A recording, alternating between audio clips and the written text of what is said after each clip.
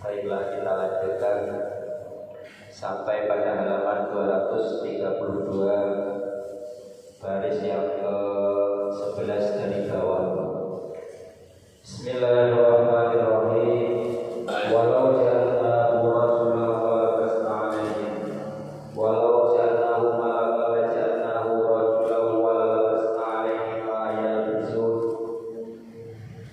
wa labisu siyabin rusulin min qablika fahaqqa bil ladina sabiru hum ma kanu bihi yastahzi'un. Bismillahirrahmanirrahim. Walau ja'alna lamun dadi sapa ingsun dadi ing rasul malakat ing malaikat lan ja'alna mongko dadi sapa ingsun ing malakat rajulan ing molan. Andai saja aku menjadikan rasul itu berupa malaikat, maka pasti aku menjadikan malaikat itu berupa orang laki-laki. Ai walau ja'alna rasulan malakan la ja'alna malaikata ala surati rasul. Dan andai saja aku menjadikan rasul orang yang diutus untuk berdakwah kepada manusia itu berupa malaikat, maka tentu aku jadikan malaikat itu berupa sosok laki-laki. Karena li'anal bashar la yastati'una yaqulu ya malaikati fi suwari allati khuliqu 'alaiha. Li'anal bashar rasulun manusia iku la yastati'una ora kuwasa sapa bashar, ora kuwasa yang dulu ing ningali sapa bashar ilal malaikati malaikat fi suwari dalam rupa malaikat allati khuliqu kang didadekake sapa malaikat alaiha ing atase suwari.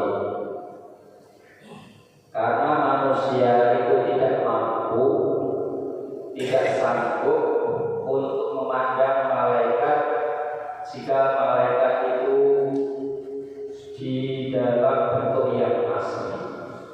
Maka ketika andai saja utusan itu berupa malaikat, dia tak serupakan orang laki-laki.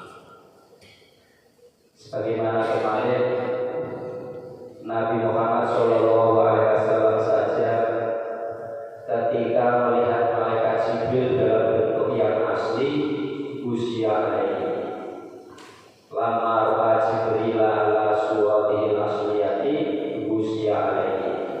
Ketika Rasulullah SAW memandang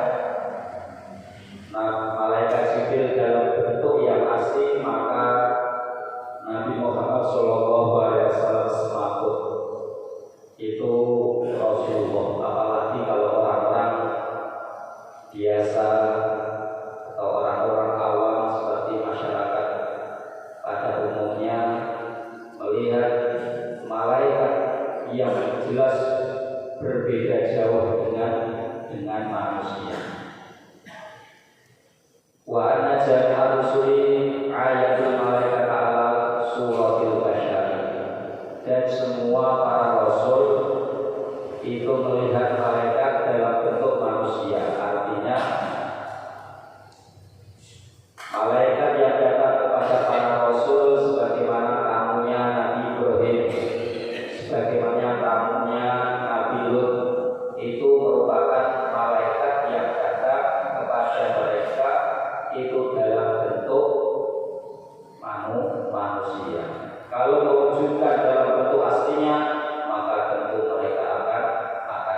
pingsan, akan semaput. Maka diwujudkan manusia.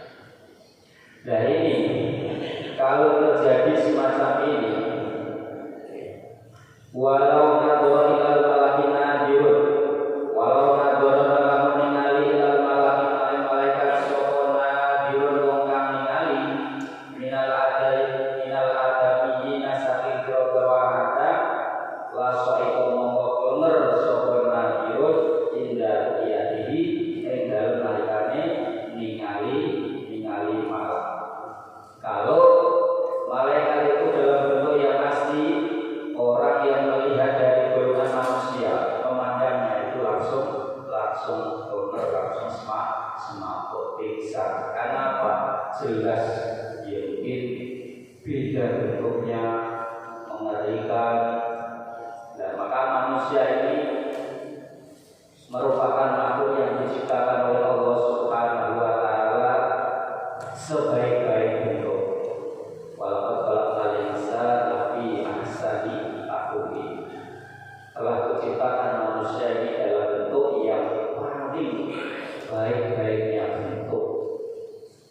Ya ono sikile bisa mlaku gantian, kemudian ada tangannya buat berjalan itu sambil latihan. Boten kados kula, boten kados sikil, nak mlaku glosor-glosor kados kula. Alhamdulillah bisa berdiri tegak, kepala yang berada di atas, kaki berada di bawah berjalan. Kemudian dalam bentuk yang sebaik-baiknya, sarwa maju, ono irunge, ono dipatone, ono kupinge, terus diparingi kacamata yo pantes, diparingi baju yo pantes, diparingi apa mawon iki manusa sarwa pantes. Rata manusia memang dipun cipta oleh Allah Subhanahu wa Ta'ala itu dalam kondisi di ahsani taqwim, dalam sebaik-baik bentuk. Maka andai saja Rasul itu berupa malaikat, maka akan aku buat berupa laki-laki. Wala basna alaihi ma yalbisun, wala basna yakti bakal bagus sapa ingsun alaihim ing atase orang-orang kafir main perkara yang disunakan padha bagus sapa wong kafir. Tapi kalau kami menciptakan Rasul itu berupa malaikat, maka tentu kami akan membuat mereka itu tambah semakin semrawut.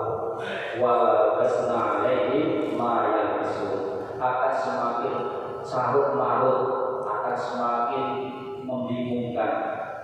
Bagaimana tidak membingungkan? Andai kata yang dijadikan Rasul untuk dakwah kepada manusia itu berupa malaikat, malaikat itu tidak seperti manusia. Kalau manusia butuh makan, butuh minum, butuh tidur, butuh pakaian, kemudian malaikat butuh ada istri dan lain sebagainya, butuh rumah, butuh dan lain sebagainya. Nah ini malaikat tidak butuh semuanya. Nah ketika akan memberikan contoh, dimintai contoh kepada umatnya, bagaimana bisa menjelaskan? Sedangkan dia itu tidak mempunyai nafsu sebagaimana manusia, maka akan tambah semrawut. Tidak mungkin malaikat itu mencontohkan cara menikah yang betul, cara makan yang betul, cara minum yang betul. Sedangkan mereka itu adalah tidak makan, tidak minum. Bagaimana cara berdagang, bagaimana cara jual beli yang benar, bagaimana cara rukuk dan sujudnya. Wong malaikat itu tidak seperti manusia, butuh hal-hal yang perlu untuk menjadi kesempurnaan hidup.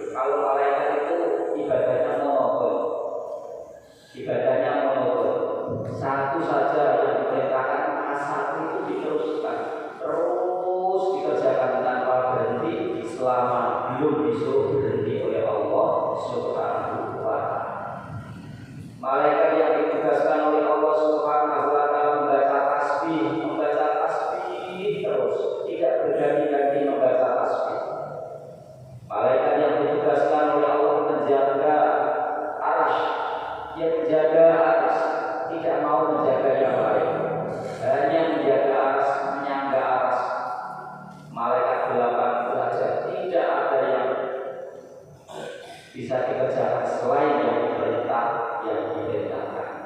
Dalam Al-Quran dinyatakan alaihi malaikatun bila syidda la ya'sunallaha wa yaf'aluna ma yu'marun.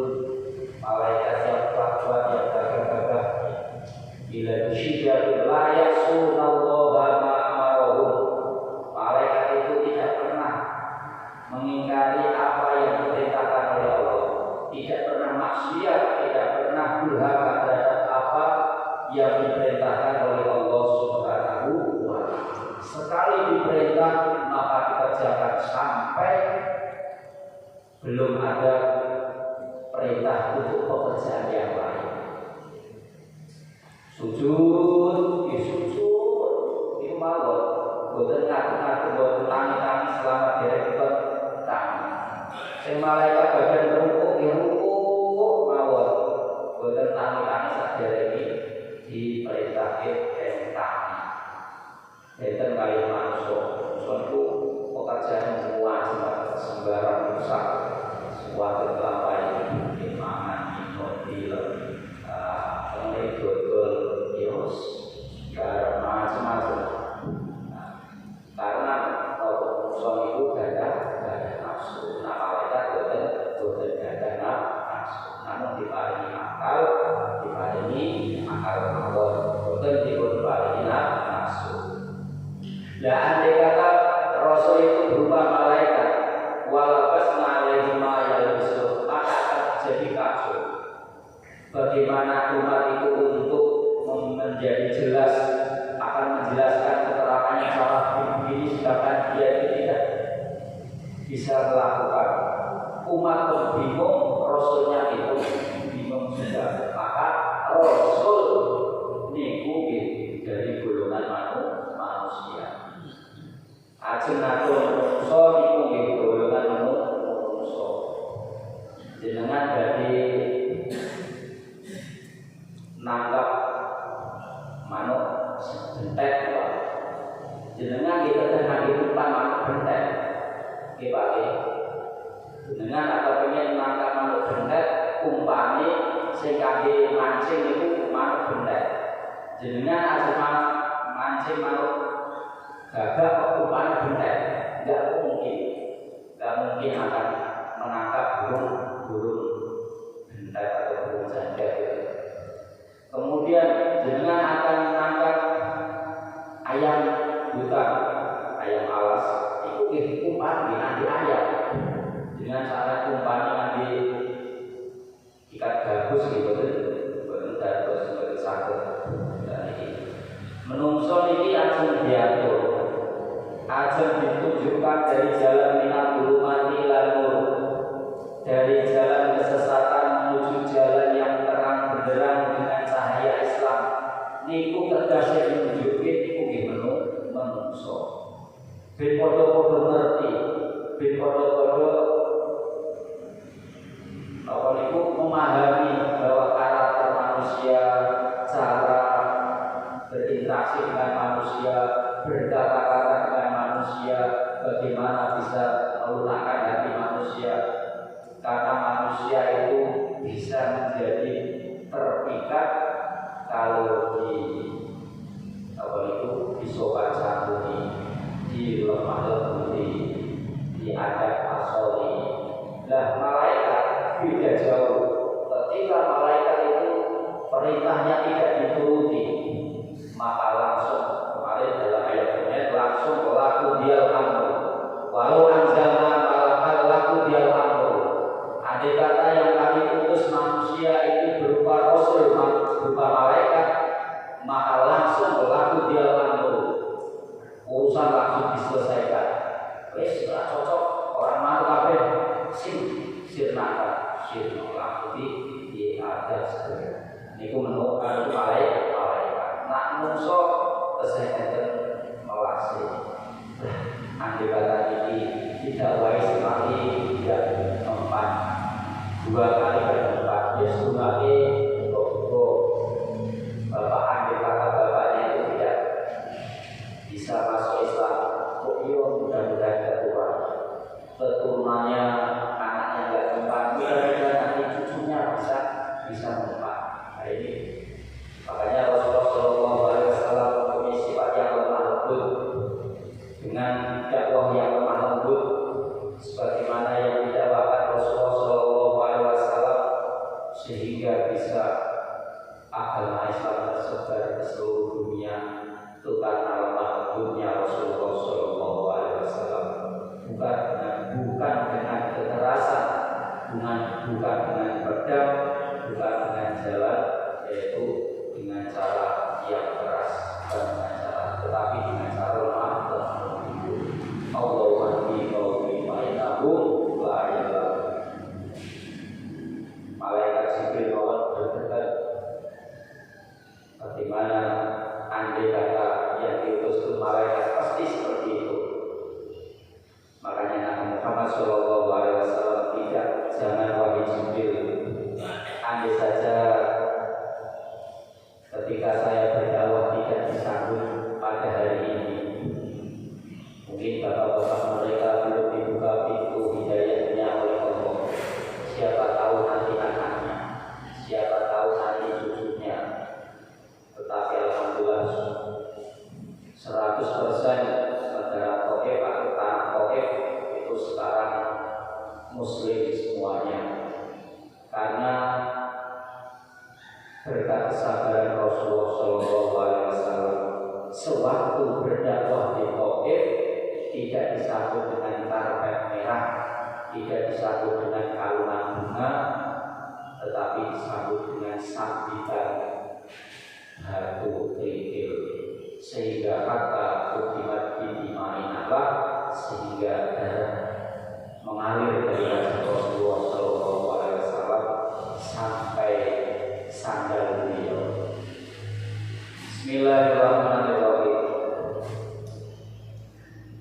Kenapa kalau yang diutus malaikat itu akan membuat rancu, akan membuat kacau, akan membuat carut marut? Wa inama kana dalika kalau bisa dianan masa yang turun atau basyarut ma'anahu laisa basyarut. Karena manusia itu menganggap bahwa orang yang diutus itu manusia, padahal ma'anahu laisa basyarut. Kalau yang diutus langsung berupa wajah malaikat asli, manusia tidak sanggup untuk melihatnya, karena langsung pasti semaput, pasti pingsan. Kalau yang diutus itu malaikat tapi diwujudkan manusia, mereka mengatakan bahwa di anak nasa yaitu anau basyarun anau laisa basyarun. Mereka bingung juga, ini manusia apa malaikat? Kalau malaikat, kalau manusia kok tidak bisa bersikap seperti manusia? Kalau manusia tentunya bisa menyelami hati manusia yang lain. Makanya bingung. Ya jelas akan membingungkan kepada umat yang akan didakwai. Para posisi mawon bingung. Contohnya kalau dia ayam itu kalau paringi telur mentok, kalau paringi telur mentok, begitu telur mentok itu netes, mentok itu anak itu, nah ini betul kali, ini paling biasa. Buahnya itu mutar-mutar bingung. Sebabnya apa? Buahnya aja mengikuti anak yang lagi betul sakit, waktu bingung karena diri, terpinggir, kualiku bingung mau ijab lari kali itu pelangai. Karena berbeda sifatnya yang tahu dari akhir di bingung. Sing ayah orang begitu anaknya barang sisa ngelani dia mengikuti orang iso. Jadi bener sifatnya malah membingungkan. Nopo malih di antara manusia dengan malaikat yang sifatnya jelas berbeda, karakternya berbeda, tabiatnya berbeda, maka manusia itu pasti akan bingung. Maka pasti walabasna alaihim ma yalbisun. Terus malih wa inna kana filuhum kalbisan yanau yakul malikawhim innahu basyarun mislukum wal basyar la yakul rasulan min indillah wa idha kana al-amru kadhalik falam yufid hum tolakun nusulil malaikati. Dan ketika orang-orang itu menghendaki rasul mereka dari malaikat, tentu akan bingung lagi melihat perbuatan rasulnya itu tidak seperti yang dikerjakan oleh umatnya. Mengatakan ini manusia kok tidak bersifat manusia, orang orang anak, orang mobil. Pokoknya alhamdulillah kita semuanya mempunyai hati yang menerima apa yang sebagaimana Allah berikan. Tidak banyak bertanya, tidak banyak protes, sebagaimana kaum-kaum yang dulu mengalami. Kaum-kaum yang dulu terutama Bani Israil itu adalah kaum yang banyak protes, banyak pertanyaan. Kenapa kok begini? Kenapa begini? Tidak seperti umatnya Nabi Muhammad menerima dengan kata sa'an wa ta'atan. Ketika mendapatkan dawuh dari Rasulullah diterima, dikerjakan, cukup. Apabila bertanya tentang sesuatu yang bersifat ngewo-ngewo sudah dilarang, tidak boleh karena itu merupakan jika bakal terjadi kekafiran itu adalah pertanyaan yang membuat ngewo-ngewo, mempersulit diri. Kalau bertanya tentang sesuatu yang ingin paham, maka Al-Quran datang memberikan penjelasan. Tetapi kalau bersifat ngewo-ngewo, itu nanti yang membuat manusia itu menjadi terjun dalam kekafiran. Walau diskusia birusulin min qablika, walau diskusia lanjutnya teman-teman diguyu soko birusulin kira-kira utusan min qablika kata yang dalam satu siro. Sebelum engkau Muhammad, kami telah mengutus banyak rasul. Rasul itu kalau dihitung diterangkan di dalam kitab Tanbirul itu ada 313 rasul. Yang wajib diimani hanya 25 yang kita kenal mulai dari Nabi Adam sampai Nabi Muhammad SAW. Sedangkan Nabi itu berjumlah 124.000 jumlahnya Nabi. Termasuk Nabi yang tidak termasuk Rasul itu seperti Nabi Khidir, Nabi Syamwel, Nabi Hirokla, Nabi Yusa, kemudian Nabi Yakub, Nabi atau malaikat, Nabi sing boten Rasul. Nah, Nabi sing termasuk Rasul yang jelas ngapal itu ada Idris, Nuh, Hud, Sulaiman, Ibrahim, Ismail, Ishak, Yakub, Yusuf, Yahya, Sulaiman, Daud, Sinalih, Zulkifli, dan lain sebagainya. Yang 25 itulah nabi-nabi yang wajib kita iman. Dan walau diskusia di rusul min qablika, rasul-rasul sebelum kamu pun ketika berdakwah itu pun ditertawakan, diejek, dihina, sebagaimana diterangkan di dalam Al-Quran ketika Nabi Nuh alaihissalam membuat perahu. Itu setiap umatnya Nabi Nuh itu menertawakan, ini orang ini bikin apa, daratan seperti ini kok dari perahu ini bos, tak mikir. Ini walaqad istuhzi'a bi rusulin min qablika. Nabi-nabi yang terdahulu, rasul-rasul yang terdahulu itu pun dicemooh oleh umatnya. Maka kanjeng Nabi ketika ada orang kafir mencemooh Nabi Muhammad, katanya membawa ajaran yang berbeda dengan ajaran kakek moyangnya, ini ditertawakan. Tuhan kok cuma satu, Tuhan kok tidak kelihatan. Kami saja punya 360 Tuhan saja masih kurang. Omongannya Nabi Muhammad Tuhannya satu, tidak kelihatan. Tuhan saja, Tuhan kami aja 360 di sekeliling apa itu Tuhan apa itu sempat gawe Tuhan seleki sempat malih itu bikin Tuhan gawe. Jadi dia mengatakan Tuhan kami saja yang berduanya segitu saja belum mampu mencukupi aku, apalagi Tuhannya cuma satu. Kemudian agama, kiranya agama Nabi Muhammad yang dibawa itu adalah agama yang baru. Sebenarnya bukan baru, hanya saja waktunya antara Nabi Isa dengan Nabi Muhammad ini ada jarak, ada selisih waktu sekitar 600 tahun. Tidak langsung ketika Nabi Isa itu diangkat oleh Allah, kemudian Nabi Muhammad itu lahir, tidak, tetapi ada selisih waktu 600 tahun. Nah, waktu selama 600 tahun antara Nabi Isa alaihissalam diangkat oleh Allah Subhanahu wa taala ke langit itu sampai Nabi lahir itu 600 tahun, itu dinamakan zaman fatrah, zaman kekosongan Nabi, kekosongan utusan.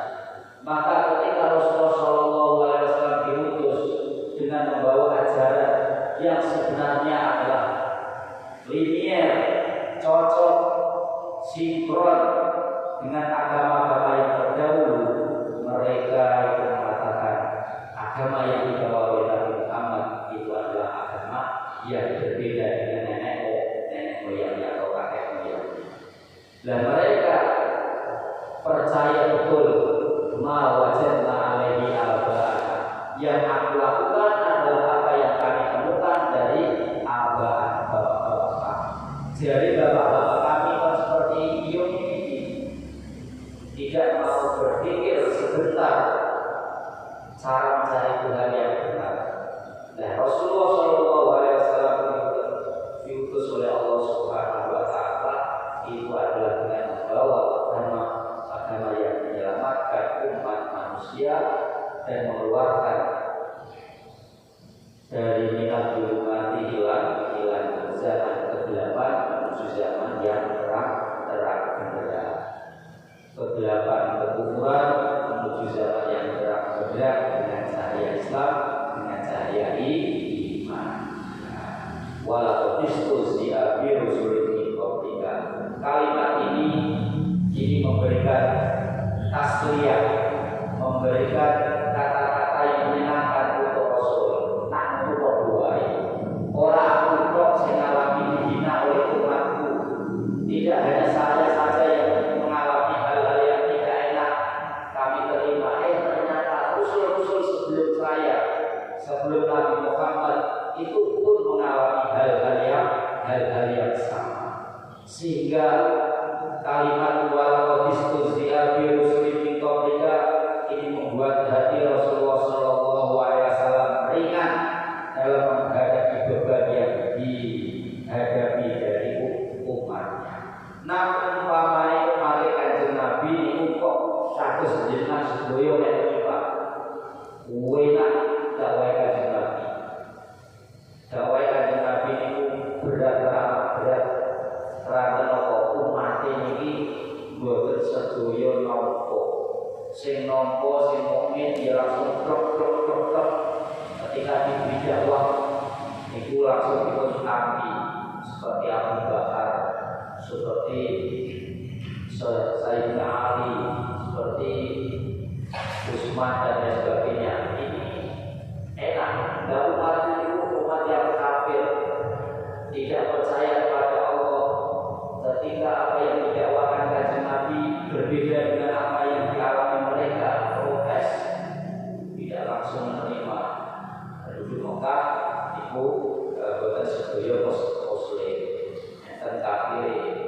sing kafir itu menyatakan Rasulullah harus berusaha padam satu diperluaskan kalimat